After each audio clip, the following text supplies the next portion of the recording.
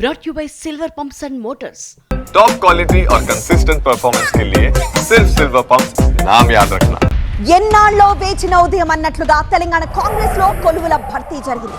Revanth cabinet లో కొత్తగా ముగ్గురికి అవకాశం దక్కింది. కొత్తగా ఎంపికైన మంత్రులతో రాజ్ భవన్ లో గవర్నర్ జిష్ణుదేవ్ వర్మ ప్రమాణ స్వీకారం చేయించారు. ఏ సమీకరణాలతో ఆ ముగ్గురిని ఎంపిక చేశారు? సామాజిక సమీకరణంతో అందరికీ న్యాయం జరిగినట్లేనా?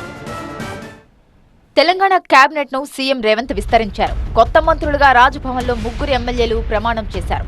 గడ్డం వివేక్, అడ్లూరి లక్ష్మణ్, వాకిటి శ్రీహరితో గవర్నర్ జిష్ణుదేవ్ వర్మ ప్రమాణం చేయించారు. కొత్తగా ఎస్సీ మాల, ఎస్సీ మాదిగ, బీసీ ముదిరాజ్ నుంచి ఒక్కొక్కరికి అవకాశం ఇచ్చింది పార్టీ అధిష్టానం.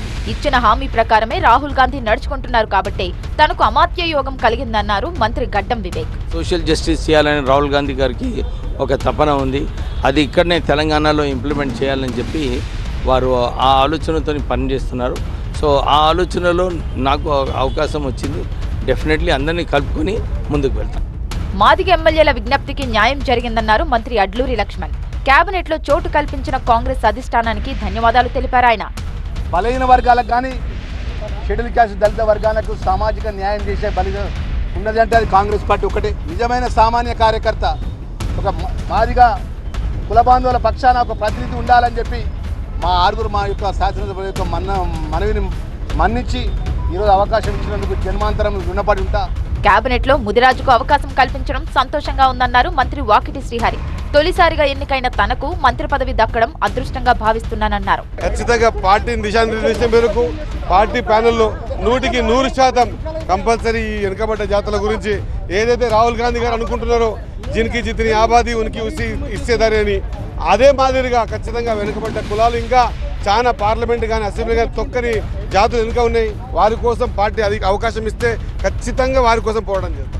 ప్రభుత్వ ఏర్పాటు సమయంలో కేబినెట్ మార్పు, ఇప్పుడు విస్తరణను పరిశీలిస్తే సామాజిక సమీకరణకు ప్రాధాన్యత ఇచ్చినట్టుగా కనిపిస్తోంది. ప్రస్తుతం రేవంత్ తో కలిపి 15 మంది కేబినెట్ లో ఉన్నారు. వాళ్లలో 4 రెడ్లు కాగా ఎస్సీ, ఎస్టీ సామాజిక వర్గాల నుంచి 4కి మంత్రులుగా అవకాశం దక్కింది. 3 బీసీలను మంత్రి పదవులు వరించాయి. ఇక బ్రాహ్మణ, వెలమ, కమ్మ, ఎస్టీ నుంచి ఒక్కొక్కరు మంత్రి పదవిలో ఉన్నారు. ప్రస్తుతం రేవంత్ కేబినెట్ లో 3 బెర్తులు మాత్రమే ఖాళీగా ఉన్నాయి. డిప్యూటీ స్పీకర్ పదవిలో ఎస్టీ లంబాడ సామాజిక వర్గానికి చెందిన రామచంద్ర నాయక్ కు కట్టబెట్టింది రేవంత్ ప్రభుత్వం. ఇటీవలే కులగణన, ఎస్సీ వర్గీకరణ చేసిన ప్రభుత్వం ఆ లెక్కల మేరకే సామాజిక సమీకరణానికి పెద్దపీట వేస్తున్నట్టుగా పార్టీలో చర్చ జరుగుతోంది.